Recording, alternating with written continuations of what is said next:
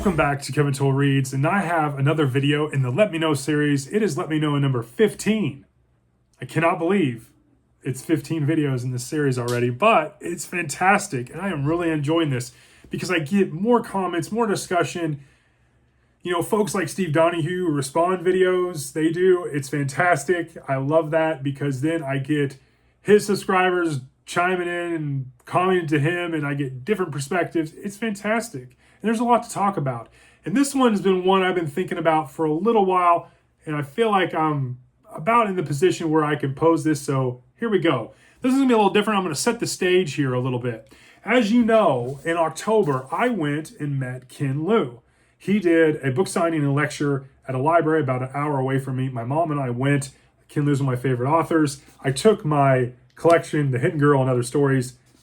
Ken Liu actually signed it, and more importantly, and how it applies to this discussion, is Ken Liu did a lecture where he talked about artificial intelligence and his take around the art, whether it's movies, books, and how AI and where its place may be and what he projects that its influences will be. Overall, he felt like his opinion was AI really should be used for more complex problems about that face humanity versus worrying about how we can commercialize it into the movie industry or the book industry and whatnot. And I kind of agree with them. So with that being said, recently, as I was thinking about doing this, AI has been in the news. Now, if you go into YouTube and you type in AI and books, you will get a number of videos dating back over a year or more, and they have varying opinions about AI and its place in books. But recently, there's been some news articles that spawn, it's about time for me to do this video. And so I want to share some of those with you. Recently, there was, from CBC News, Kevin Mayaman posted this on November 20th, 2004 on their website. The article is titled, "Authors Miffed by Publishers' Offer to Use Their Books for AI Training." HarperCollins offering some writers $2,500 for a tech company for use of their works. Interesting, huh? Well, it was met with varying degrees of acceptance and disagreement.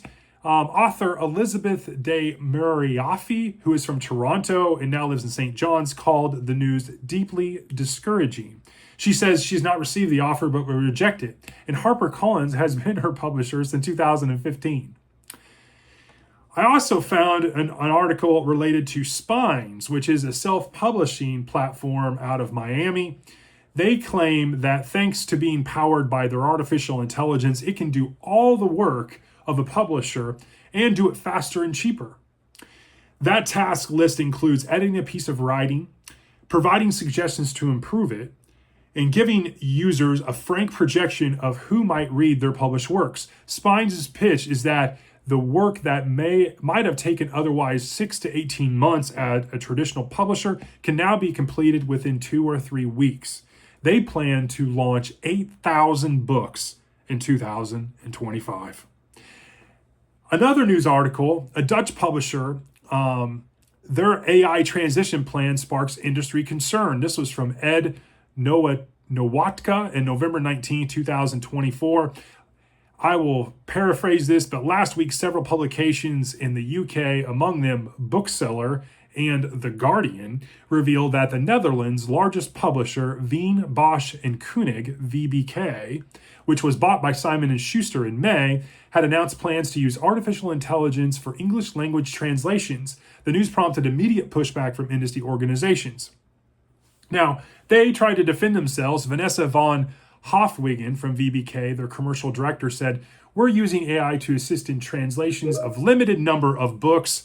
They are not doing any literary works. They're not doing only 10 is what she said." And I found that very interesting. Now, with all that being said, translations isn't a far cry from writing books. I mean, when you translate someone's works, you are taking what the author's original intention was, and you have the opportunity to change it into what you feel is the necessary translation. So it's not a far cry from just writing the book how you see fit.